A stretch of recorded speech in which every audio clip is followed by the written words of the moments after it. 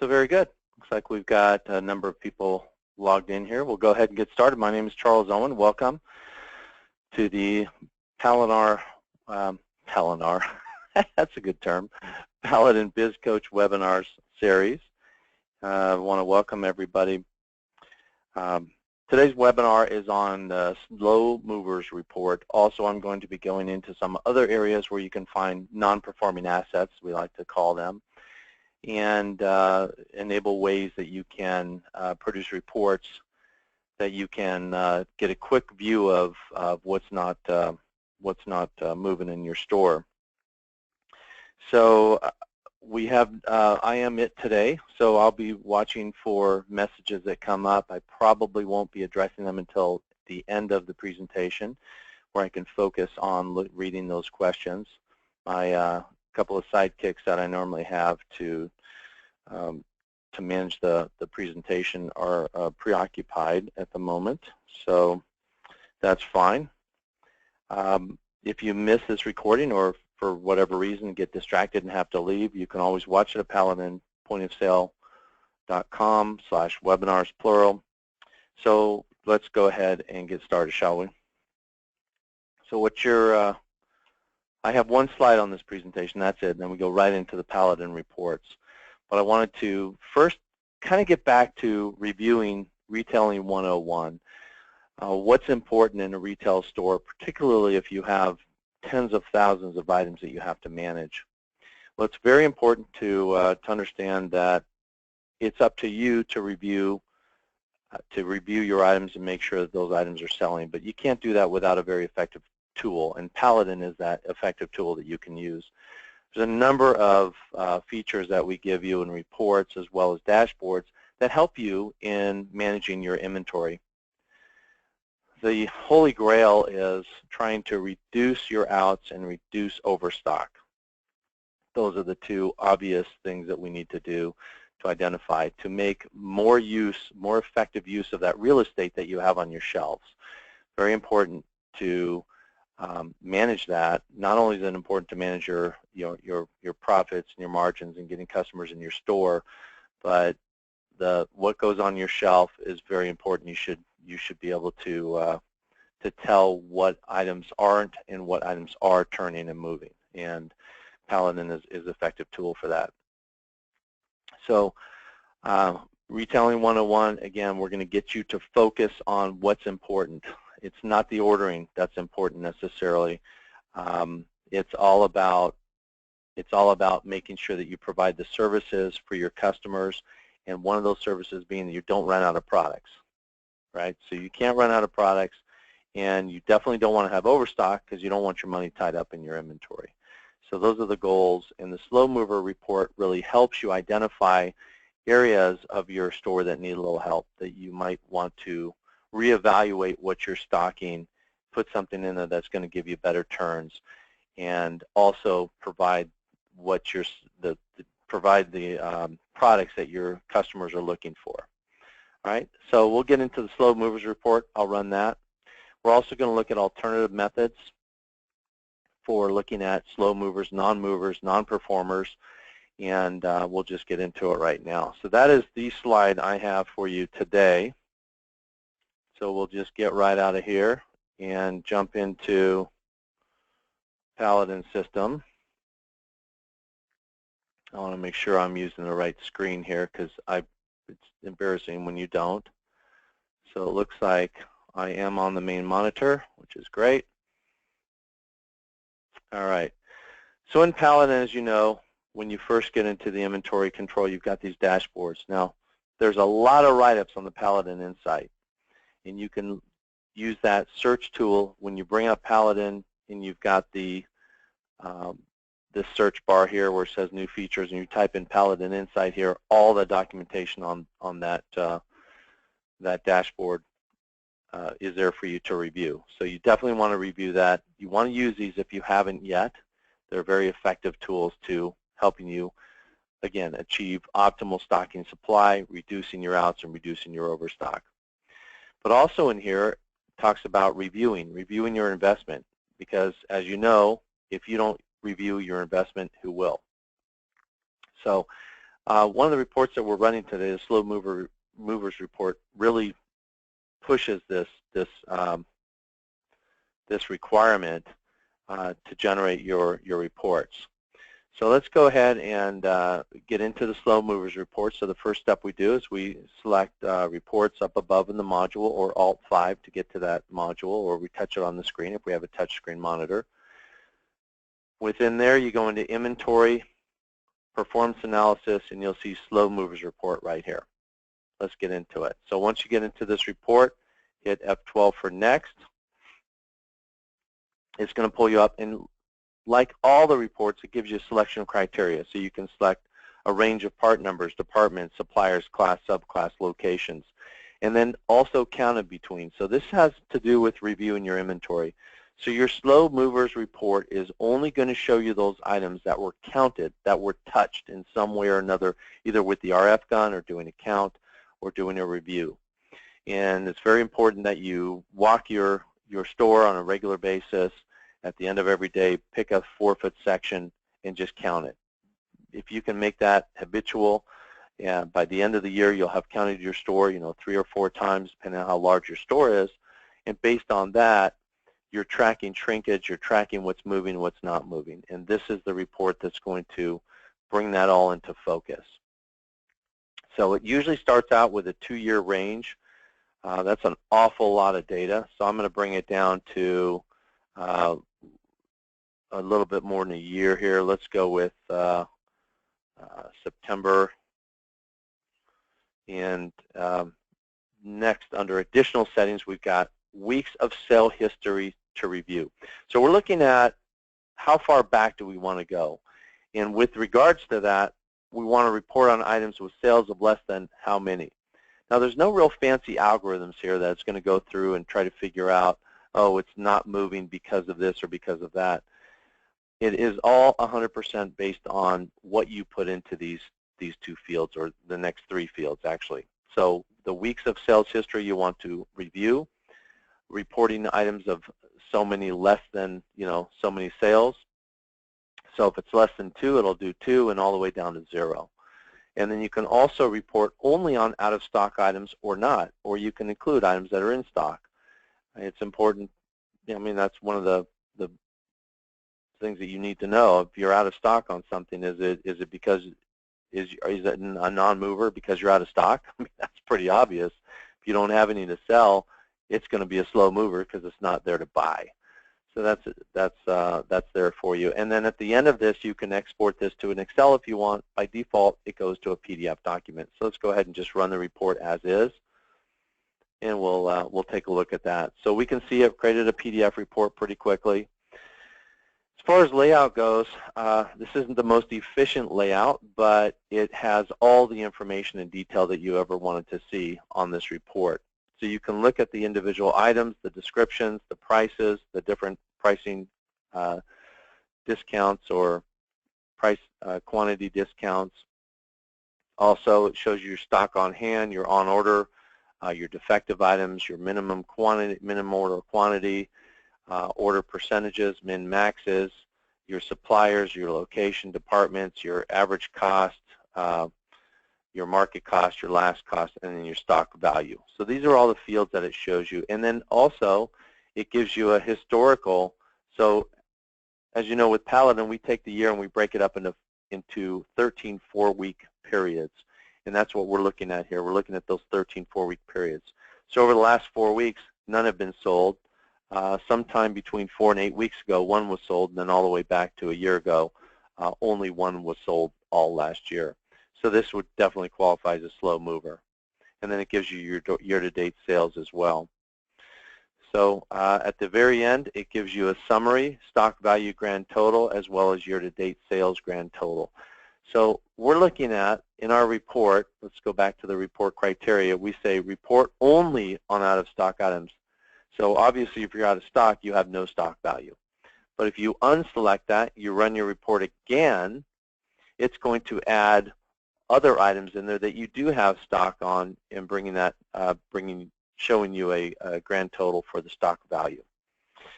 All right, so that's the slow movers report. It's really up to you to figure out the criteria that you want to look at, how you want to slice it and dice it. And if you want to bring it into Excel, you can do that as well.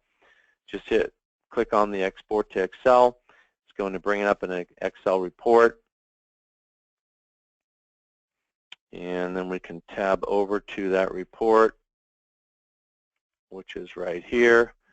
And it shows you the different part numbers, the descriptions, the items, and so on, with the stock on hand and all the other columns that you would see normally on that PDF report. But now it's in the spreadsheet. It's interactive. You can sort it. You can order it. You can look at it, total it. All of that's available to you in the Excel spreadsheet. I really like the fact that in Paladin, not only can you produce a PDF, but in a lot of cases you can also produce an Excel report, because you might want to do additional slicing and dicing of that information, totaling, different, and look at the data differently than we present it in the PDF. Okay, so that is the slow movers report, and that's really all there is to it. Now, there is another report. As you probably, if you've seen my webinars in the past, you've seen one of the other reports that I really favor in Paladin. Has to do with, it's the inventory count list report. Inventory count list is really a catch-all, and I like this report because it gives me the essential information I need to know on an Excel spreadsheet, and then I can sort it, order it, format it any way I want to look at the data. I can also total it with sums and so on. So let's look at that report. This is one of those alternative reports that I talked about. And what's nice, why this is relevant with Slow Movers report, is because you can now look at what's sold in the last 6 weeks and the last year of everything in your whole store, whether you're in stock, whether you're out of stock, whether it's been counted or not. So if I go ahead and generate an inventory count list, it's going to bring me up to criteria, selection criteria, where again I can do a range of different departments, suppliers, classes, and so on, and that's all there is to it. But I'm going to go ahead and say, give me my whole store. So I'm going to run this report. It's going to run through. It's writing the report right now. It's going to directly to Excel. One of the prerequisites, as you know, if you're generating Excel reports, is you've got to have Excel loaded on your system. It's just a criteria. All right, now I've got the Excel report up here. And what we're looking at is just a very basic column and row format of all of my items. Let's go down the bottom. It shows you I have 41,844 items, or 843, because the first line is your header. But I've got all this information. A lot of this data I don't need, so I don't want description 2 or locations because I don't have any in here. Notice it, but we do offer both location ID as well as the name. That's kind of a cool thing because a lot of people want and prefer the name. But I'll delete those columns. And now we get down to the real meat here. So I've got a number of different search criteria. So I can go and look at the last 6 weeks. What sold in the last 6 weeks? What sold in the last year, year to date? Well, that's not as of last year, or that's as of today looking back behind his 365 days. So year to date means in the last year, starting today, back behind his 365 days. And it can sort it. We can look at, okay, what are the top movers? What are the top 10 movers? So I can go ahead and I can just look at that column, hit the sort button, and I can sort by largest to smallest for year to date. Yes, expand the selection, boom. So these are my top movers right here. So 2 through 11 are my top 10. 2 through 101 are my top 100. And I can just look at and see what my top sellers are. Well, conversely, I can also look at what are my non-sellers. And we can look at that. So let's go ahead and now we just grab that column and we say sort from smallest to largest. And obviously we're going to have, potentially negatives. But in my case, I just have one negative. And then a bunch of zeros. So a bunch of zeros mean it hasn't sold in the last year. And I have a lot of those items because this is a demo system. Well, let's just see. We have about, 41,600 and something items, or 700 and something items, yeah, that haven't sold because this is a demo system. I don't do a lot with data. But you can see very quickly how easy it is to get this data to bubble up. That's why I love this report. It's so great. It's got the fields I want. I can do it across the board. I don't have to worry about whether I counted it or not counted it. If I want to see my top 10 movers, my top 10 worst movers, or non-turners, non-performers, I can see that as well. So great report. There's other things on here as well, like supplier ratios, my margin. I can also do a very quick margin analysis, and this is very important. If you're not doing this today, do this. So you want to look at your smallest margin to your largest margin, and it looks like we've got a lot of negative margins here. Well, not too many, 25 of them, not too bad, but it's demo data again. You may have the same. You may have a lot of items there. Now this is issue for concern here. What you need to do is you need to go through and look at these items and dissect them. Why am I getting an upside down margin? Why am I so negative on my margin? That's going to skew your departments. That's going to skew your end of day reports. It's going to skew your end of year reports. It's going to skew your potentially your inventory valuation reports. So you've got to go in and verify and validate this information. All right. Let's look at the last and final area where you can find non-performers. I'm going to go to my inventory, and we're going to go into the dashboards. And we'll notice that the first lost opportunity, those are your outs. Investment review, those are the items that you have or haven't reviewed. And then you've got your loss experience as your shrinkage. And the last one, non-performing assets. That's going to tell us what is not moving, what's not turning. So if we click on that barcode, or I'm sorry, barcode, if we click on that magnifying glass, we can sort it by location. In this case, I don't have but a couple locations, so I can also sort it by department. And I can sort it by number of items over and number of items in the department, or my waste, my dollar value. That's probably more important. And then once you get your department in waste, so you've got information coming up, you can sort by any one of these column headers. So if I want to look at the condition, I am doing really well on faucets. If I resort it the other direction, I'm not doing too bad on, I'm doing pretty bad on nails, bolts, office supplies, and that sort of thing. But what's really nice is I can actually go over here to waste, and I can click and double click on that so I get the highest waste. So my biggest offender are bolts. Now this is probably not atypical for most stores that are selling, hardware stores anyway, that are selling bolts by dump skew, right? So you might have a lot of, it comes up as waste like it hasn't been moving, but it has been moving. So you can ignore those if you want to go in and tweak those somehow to make these numbers better. You can do that, but I wouldn't worry about it. There's just going to be some departments that you're just not going to be able to get a control over. It's you know, in the way of bolts and fasteners and that sort of thing. Normally you got a handle on that because your rep is usually dealing with that side of the house. All right, but you can see some of the other things like housewares, and you can just click on this magnifying glass and you go into the housewares, and let's look at the items that aren't moving. What's my overage? Let's look at the worst offenders in overage. Well, it says Fuji Artisan Water. Okay, I've got 76 over that aren't selling, right? I'm sorry, yes, 76 over, 92 in stock. So this lets me get down and really dissect the non-movers, the slow movers, those items that aren't performing, and I might reevaluate based on this list and go in and remove these items and replenish that stock with something different, maybe clear off the shelf space of those non-performers and put something that's going to perform. Now, as you use Paladin over the first year, usually is your biggest impact. Now, prerequisite is you got to be using the suggested order reports. Please use those reports for generating your stock replenishment, because the suggested order is the best tool for giving you your optimal stocking supply. If you use that tool, you can reduce your overstock significantly within the first 12, 13 months. And we've heard stories time and time again where, oh my gosh, I was able to pull $100,000 out and I'm selling more product. How does that happen?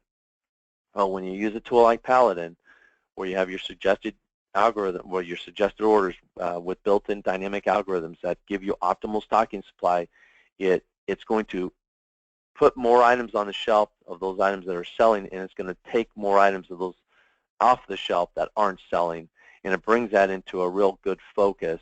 And when you do that, you've got more of the products that your customers are demanding, so you're selling more, and you have less of the overstock, so you're pulling that money out of stock. With that, you can take that money and you can go out and add a new line, a new fishing line, or a new, when it comes to pharmacy, maybe a new hand creams or something. And there's all different types of things, creative things that you can do with that additional money.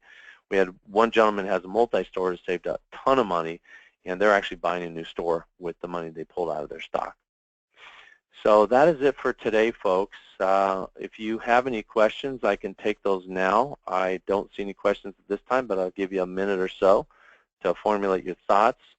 I can answer those for you if you go in and type the question, and if you have any questions. If not, that's fine too. Hopefully this was informative for you. Hopefully it wasn't a waste of your time. There is a short survey usually after this that's 3 or 4 questions long. Just says, was it worth your time? Are you going to use any of the things that you learned? That's important for us to know.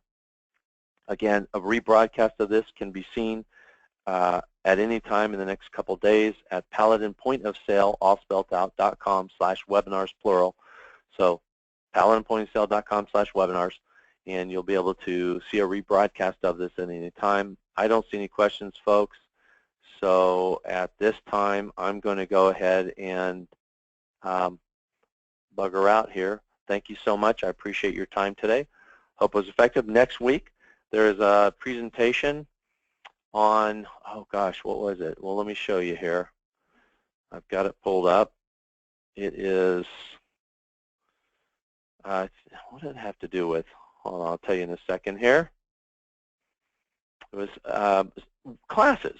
So requiring information by class. So this is going to show you what kind of value you can get out of setting classes in your inventory. As you know, Paladins can store up to 3 classes and 3 subclasses, so really allow you to identify fine lines and classifications for your inventory items. Again, appreciate it. Hope you all had a good time. Thank you so much. I'm signing off.